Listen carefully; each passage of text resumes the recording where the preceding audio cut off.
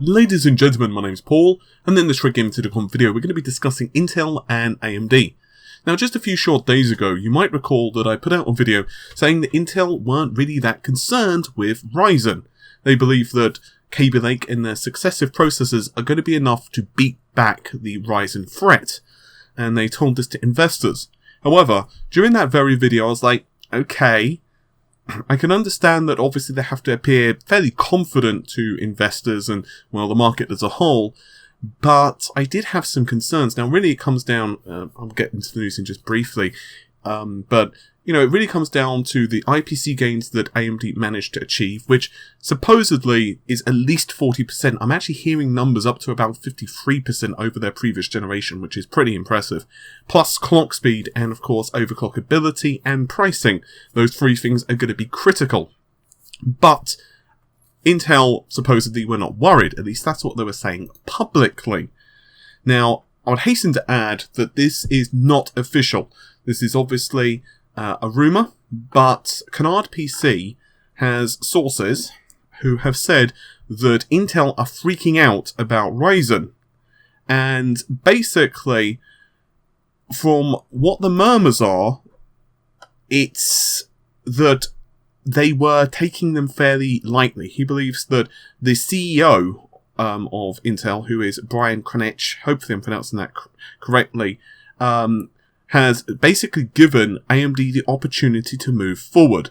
Now, we all know that the PC market, and by PC market I refer to the traditional desktop market, is shrinking. No one whatsoever can deny that. And there are multiple reasons that this is happening. It's the advent of tablets. Like, for example, let's say all you're doing is browsing the internet, maybe answering your email, maybe going to YouTube and checking out this channel, of course, that type of thing. Then realistically, you don't need a high-end desktop, especially if you're not necessarily a PC gamer. But the key phrase there is PC gaming and anything power related.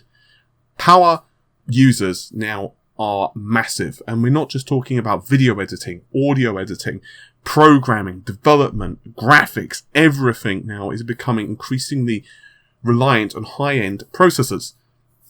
But gaming, PC gaming, is swelling hugely. And we all know that the actual market, the breakdown of the expenditure for different segments. So basically, there was, just a while back actually, Amy on the channel covered this, John Petty Research. This was, I think, a couple of days ago, like late January, let's say January 27th, stuff like that, January 28th. And they released a breakdown of the expenditure of the PC market. Now, you might say to yourself, well, gee whiz, most people are going to be going for the RX 460s. They're going to be going for the GTX 1050s. They're going to be going for like the i3s, that type of processor, right? Well, not so much. We're talking about the actual pricing and the actual revenue generated. It's at the high end. So basically, the breakdown is the high end is accounting for 43% of the profit, which is ridiculous. Now, obviously, that, in turn, is going to be something that AMD have really focused in on.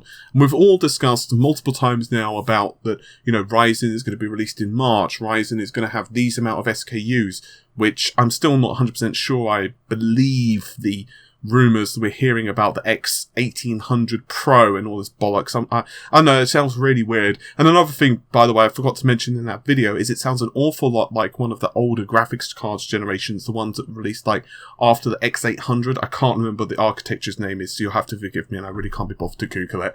But anyway, yeah, I'm going to be lazy on that one, I'm just going to admit. So anyway, basically, the issue I have is like, Intel know that PC gaming is becoming a bigger deal, right? So, i5 processors, i7 processors, without a doubt, in general terms, are enough.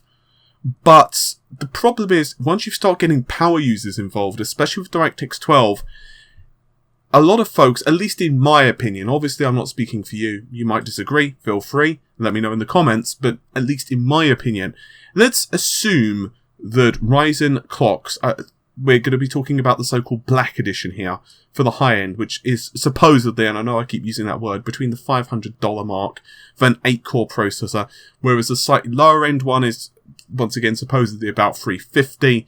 Well, let's assume you go for the 3.6 gigahertz, slightly lower end than the Black Edition 8-core, 16 threads, and let's say it overclocks to, I don't know what the numbers are going to be, I'm just going to pull one out of my ass and say 4.3 gigahertz, right?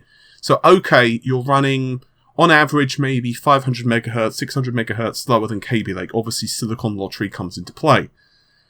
The issue is 600 megahertz, but you're getting an additional 8 threads or 4 processor cores. That's kind of difficult to argue against, especially when Kaby Lake hasn't actually increased IPC. And yes, I know there are a couple of exceptions, which is primarily video encoding, thanks to a few changes they made on an architecture level. But in gaming, there's no real difference. You're going to get, exactly the same frame rate, ostensibly, across different games. So, assuming you're running the same clock speed, otherwise it's all clock speed based. So, it's very difficult for me as I hate to use the word, but journalist / reviewer / whatever, to say to people, gee, if these processors are the same price, Intel is the better buy. Admittedly, it's going to come down a lot to your usage scenarios, but, assuming AMD are competitive with their architecture, and that is a big assuming, because ultimately I've not played it. All we can go on is A, the leaks that we've seen multiple times, and B, their official demonstrations. I'm not ready to 100% jump onto Ryzen until I test the damn thing, because that would just be dishonest of me as an individual, and also, to be honest, negligent. I prefer to actually test hardware, and then I'll say, yes, it's great. I personally believe the hype is very exciting, and I believe that it certainly has the potential, but potential means diddly crap unless it actually performs like that in reality. But if it does perform how it's advertised, and I believe it will, because otherwise it's not going to be good for AMD, so that's why I'm pretty sure it is going to perform as advertised. It's going to be very, very weird for Intel in terms of marketing. Okay, so Kaby Lake's out now.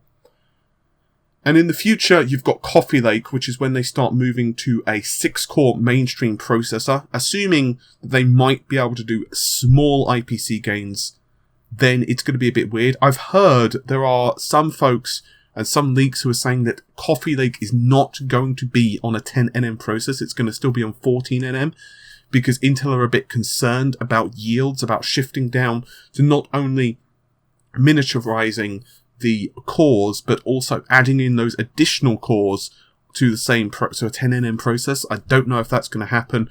It's, well, up in the air. But all we know is that, Kaby Lake and its successors are going to appear like 2017 late / early 2018, which is an awful lot of time for Kaby Lake as a whole to be fighting off. Now, obviously, you do have the upper echelons, but the enthusiast processors from Intel cost so much cash. It's like, just for example, Broadwell-e was bloody expensive when it's released, and it's the same for everything. Like X99 when it came out, it was just prohibitively expensive, and you've got the cost of the memory, additional memory and everything else, and the motherboards cost an absolute bomb. I'm not saying that they're not impressive processors by any stretch of the imagination, but they're also that much more expensive than what we believe Ryzen is going to be. Now, is that saying that these rumours of Intel really freaking out are true? No, I would always take this stuff with a pinch of salt until, the guy's fired, or, they make, obviously, if Intel, and that's the other thing, we don't know how much actually profit and how much room they have to manoeuvre. Intel at the moment are enjoying quite a nice market dominance, but things are obviously going to change, over a successive couple of years. And we do know that Intel are actually starting to broaden out as well.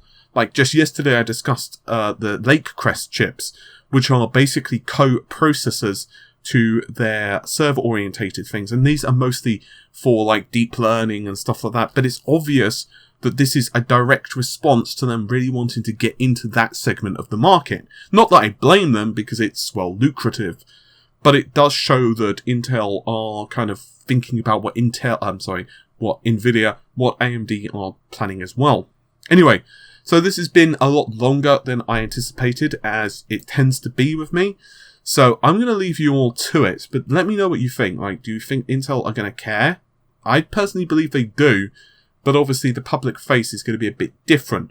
Lastly, as always, definitely wait for benchmarks before you put down your money on anything. I don't think anyone should pre-order a damn thing until we've got results. But with all of that said, hopefully you've enjoyed the video. Normal stuff, like, share, comment, subscribe, give me internet cookies. I will greatly appreciate them. And I'll see you soon. Bye for now.